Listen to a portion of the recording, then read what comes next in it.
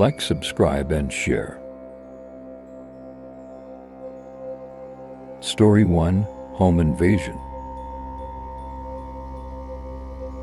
It was a chilly night in early March, and exhaustion weighed heavily on me as I finally stepped through the front door after another long day at work. Midnight had come and gone, and all I wanted was a brief moment of respite. Dropping my bag, I grabbed a cold beer from the fridge and sank into the couch, my body slumping as the weight of the day washed over me. For a few minutes, I just sat there, eyes closed, feet propped up, letting the silence settle around me like a heavy blanket. That peace, however, was fleeting.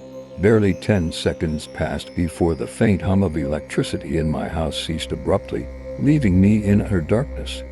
The fuzzy pop that accompanies a power outage echoed in my ears, a sound I had grown to despise. This wasn't the first time my house had experienced this issue. For a moment, I debated whether it was worth the effort to check things out. Maybe the power would come back on its own.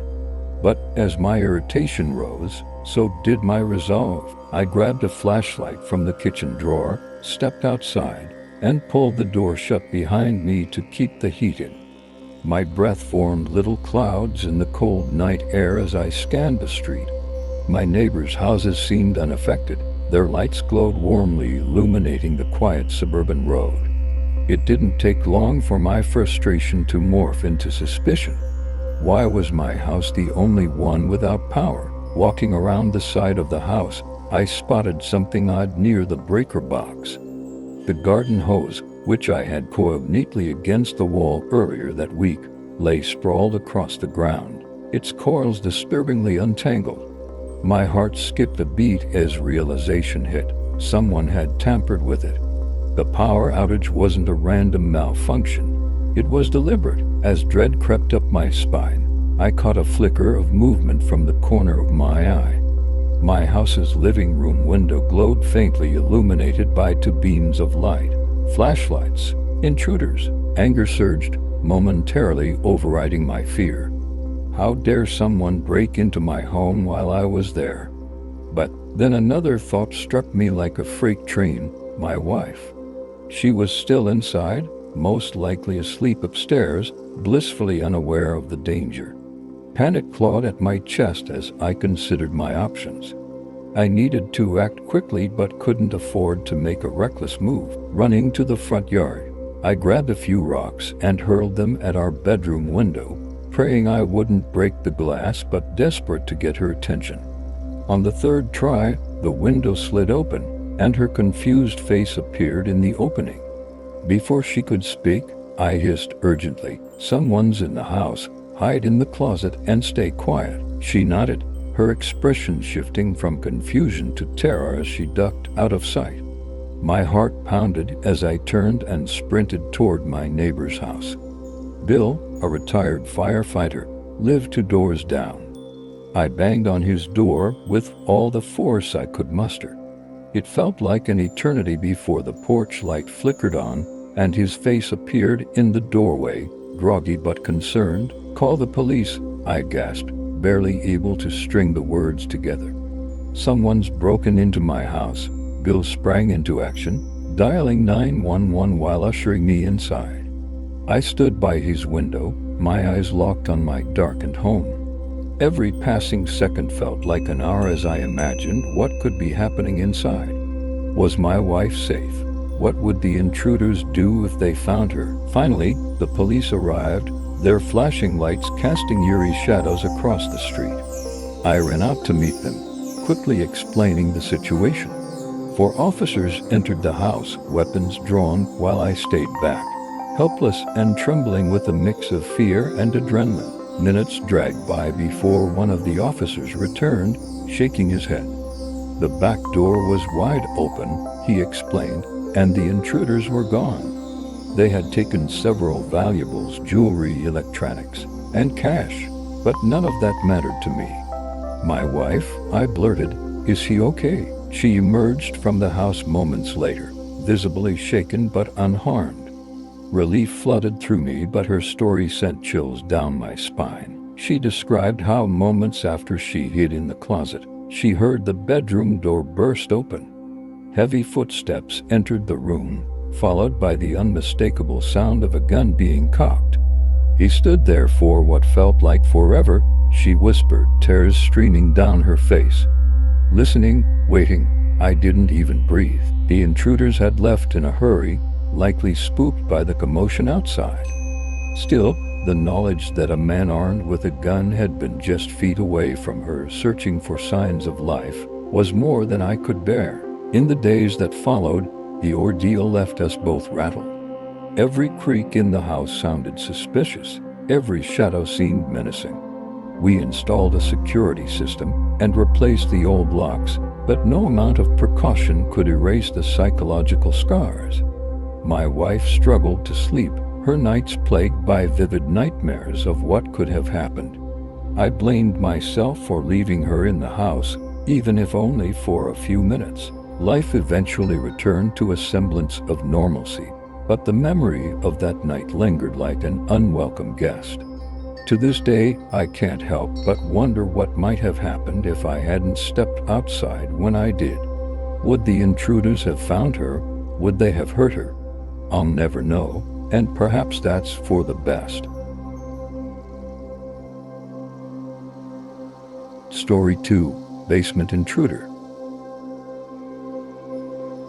It was a stormy Friday night, and I was alone in my parents' house, where I'd been living temporarily after some rough patches in my life. The basement had become my refuge, a cozy, self-contained space with a small kitchen, bathroom, and my childhood video games. It wasn't glamorous, but it kept me out of my parents' way and gave me some semblance of independence. Outside, the storm was fierce, with rain pelting the windows and wind howling like a feral animal. Inside, I was warm and comfortable, huddled under a thick blanket as I scrolled through my phone. There was something strangely soothing about the chaotic weather outside while I was tucked away safely in my basement retreat. Little did I know, that feeling of safety was about to be shattered. The power went out without warning, plunging the basement into pitch blackness. I groaned in annoyance, fumbling to find the flashlight on my phone. Power outages weren't uncommon during storms like this, so I figured I'd just wait it out until morning. Besides, the breaker box was upstairs, and I had no intention of trudging through the dark, especially with the storm raging outside. I was just about to settle back into bed when a loud thud against one of the basement windows jolted me upright. It wasn't a tree branch or debris from the storm, that much I knew. The sound was deliberate, heavy, and distinctly human. My heart began to race as I sat frozen, trying to rationalize what I'd just heard. For a moment, silence returned, and I convinced myself that maybe it was just the storm playing tricks on me. But as I grabbed my phone and directed the flashlight toward the window, what I saw made my blood run cold. A man's face was pressed against the glass, pale and drenched from the rain. His wide eyes locked onto mine for what felt like an eternity, and then he vanished into the darkness. I stumbled backward, nearly dropping my phone in shock. My mind raced as I tried to make sense of what I'd just seen. Who was this man? What did he want? And why was he staring at me through the basement window? Before I could gather my thoughts, I heard something even more terrifying: footsteps. Slow, deliberate footsteps above me on the main floor. Someone was inside the house. Panic set in as I realized the storm had knocked out not only the power but also the Wi-Fi. The basement had notoriously poor cell service, so my phone was useless for calling for help. I was trapped, alone, and completely cut off. Worse, whoever was upstairs clearly knew I was in the basement. I tried to think rationally, but my fear was overwhelming. My parents' house wasn't equipped with an alarm system, and the basement had no direct exit to the outside. My only hope was to stay hidden and find a way to escape. I moved as quietly as possible, scanning the room for anything I could use as a weapon. My options were limited: a kitchen knife, An old baseball bat, but I knew confronting an intruder would be a last resort. The footsteps grew louder, and then I heard a voice, calm, almost casual. "Alex is in the basement. Go find him." My breath caught in my throat. How did they know my name? My thoughts spiraled into chaos. These weren't random burglars looking for valuables. They were here for me, but why and how? I felt an icy wave of dread as I realized the storm had given them the perfect cover to break in unnoticed. I couldn't stay hidden forever. The footsteps were getting closer to the basement door, and I knew it was only a matter of time before they came down to find me. My only option was to escape through one of the basement windows, but they were all sealed from the inside. With no other choice, I grabbed a stool and climbed up to one of the narrow window wells. Using my elbow, I smashed the glass, shards flying in every direction. The sound was deafening, but I didn't care. Adrenaline overpowered any pain as I scrambled through the broken window and out into the storm. Rain pounded against my skin as I ran blindly through the backyard, the mud sucking at my feet with every step. I didn't stop until I was far enough away from the house to feel safe. Only then did I realize my arms were bleeding from the broken glass, but I couldn't let myself focus on the pain. I needed to call the police. Standing in the downpour, I finally got a signal on my phone and dialed 911. My hands were shaking so badly, I could barely hold the phone to my ear. The dispatcher assured me that officers were on their way, but every second felt like an eternity. I kept glancing back toward the house, half expecting to see the intruders chasing after me. When the police arrived, I ran to meet them, explaining everything as quickly as I could. The officers searched the house thoroughly but found no one. The back door was wide open, and it was clear the intruders had fled. My relief was short-lived when I learned how much had been stolen: electronics, cash, jewelry. But what haunted me most was the mystery of how they knew my name. In the days that followed, I tried to piece together what had happened. Were they strangers who had overheard something about me, or was it someone I knew? The police found no leads, and the case went cold. My parents were furious, more about the break-in than my own safety, and I had to plead with them not to kick me out. The psychological scars of that night stayed with me. Every storm brought back memories of the man at the window, his wide eyes staring into mine. I became hyper-vigilant, double-checking locks and looking over my shoulder whenever I was alone. Even now, I can't shake the feeling that whoever was in my house that night might come back. They knew my name, and that's a detail I'll never forget.